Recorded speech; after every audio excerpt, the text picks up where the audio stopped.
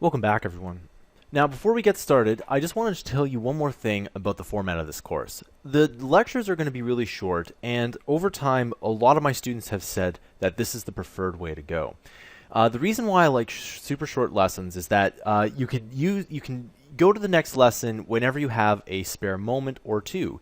And sometimes if you have, let's say, a really long course, let's say, or a really long lecture, you know, that's something like an hour or something like that, you pick up where you left off, where in this case you can just simply listen to a tutorial now and there if you have a minute or two.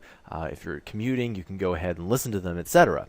The other thing is that everything is nice and neat. The way I structure these lessons is that it's very nice and neat, and you can go back to it. So if there was something, for example, paragraph tag, we can go to a lesson with a paragraph tag, etc. All right.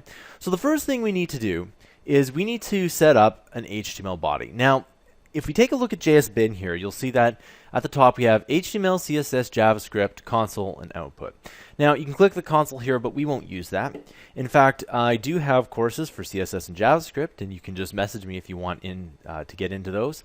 But you'll see that the way this works is that you can see that there's HTML, CSS, JavaScript, and if we type something in here, so if we type in, something in here, it comes up in the output here, and you can kind of see that here. It comes up right there, right? And that's not necessarily the way HTML is done. We have to actually physically set up the body and everything like that. But the way JSBin works is that it renders the program in real time, meaning that if I type in something in HTML and some code, it's going to render in the output in real time.